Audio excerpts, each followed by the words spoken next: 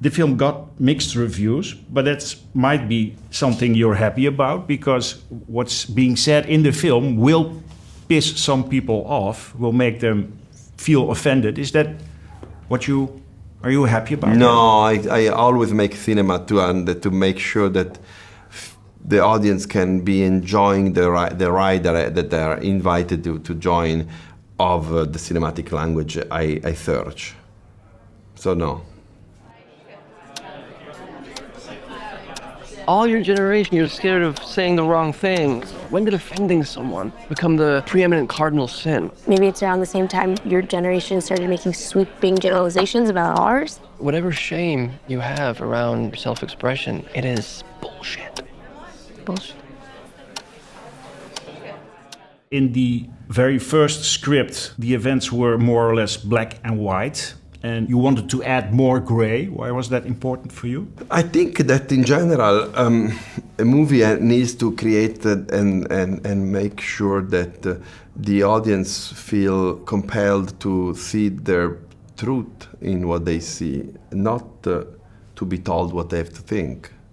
I'm allergic to the idea that cinema is a sort of like protocoled text that has to give at every turn all the answers needed for an audience to be willful to follow the movie.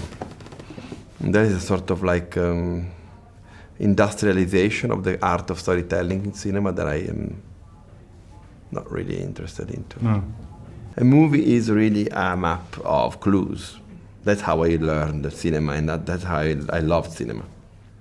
But that means that you knew exactly what happened? In which sense? In what happened that night between Hank and Maggie? What I think about what happened that night is totally irrelevant. What it is relevant is that these characters are really trying to be heard and to be able to overcome whatever that is the truth of the other. True, that's for us. And for the actors, is it for them important to know what really happened, so they'll be able to play? I think each of them have their own opinion on what happened to each of them, yes. But I should ask them. Yeah, I will. But you didn't tell them, so... No, I can't. I can't. It immediately would reduce the movie to a minimum, and I don't want. I want the movie to be maximum. You tend to choose people because they worship you, not because of any actual merit on their part. Maggie is brilliant. Is she? Does she just think you're brilliant? Hank's continued obsession. We're friends. Always will be. Here we go. Talk to Maggie today. No, she wasn't in class. No call, no show. I need to speak with you, okay? Hank walked me home. He asked for a nightcap, which, it's fine. Hank, everybody loves Hank. What are you saying happened? He crossed the line. But what actually happened? I'm talking to three sides of the story right now. Are you three sort of in agreement about what really happened? Definitely in the sense that we filmed a movie together. Yeah, and we had a great time doing it. But was it important for you to know what happened? No. No? I think individually, probably, and also to know that we're all unreliable as the characters to ourselves. Like, we're like, I speak for myself, like, Hank is hiding stuff from even himself. And I think that becomes really interesting, a dynamic to play with. Same for Maggie as well. Yeah, I think there's truths that she wants Alma to know and to feel, but there are also some things she doesn't want her to know, and some things, again, that she's like hiding to herself, why she's sharing what she's sharing, in what moment. Yeah, I think there's sometimes things that also, like, as actors, you want to hide from each other to surprise each other in the moment. So maybe even if we had a truth to ourselves, it might have shifted. I know all the truth. It's true. Alma is the keeper of all the truth. Yeah. And Julia's omnipotent.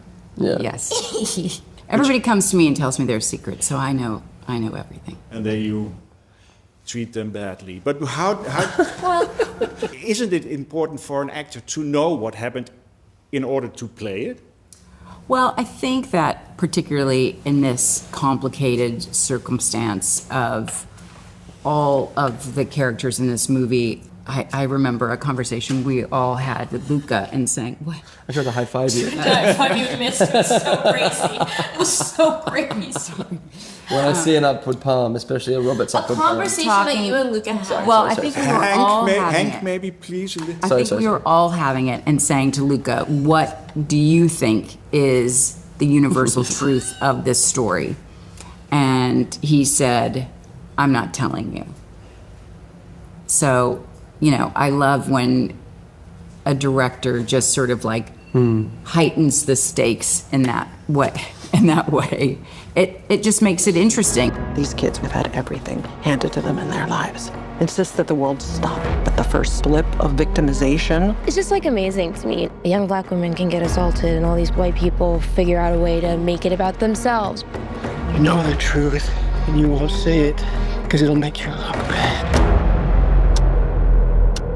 You should be ready. Ready for what? Well, backlash, potentially. Let's talk about the original script, because it was sort of, the events were sort of black and white in the very early versions. And then Luca added gray. Is that something we desperately need right now? More gray? Well, I think in terms of cinema in particular, it's that's the nuance and particularly the detail that someone like Luca Guadagnino brings to the daily performance, and that is interesting because it goes back and forth, because our characters in particular as professors are in a constant state of performance. And when does that get put down? You know, when is where is the real person? And I think a lot of times for Alma and Hank, as real as they know how to be is with each other. So there's so many things that are kind of, wet sand that you're dealing with. And that's more interesting than just carrying around a bag of dry sand. And also, I would love the world and my life to be black and white. I would love it. It would be so comforting. You wouldn't. I would. It's a part of me that would. There's a very adolescent, infantile part of me that would. But I think acknowledgement of the grey, acknowledgement that everything is so multifaceted, is growing up, is becoming, is maturing, and it's existing in a world that you'll never have a full comprehension of. And I think there's beauty in that, and that is where Luca lives. And I think it's where artists tend to want to live. So maybe not more gray, because it's there. It's just there. It's about already there. It's about acknowledgement of all of the spectrum of the colors. And that's why you three became actors. Probably. Probably.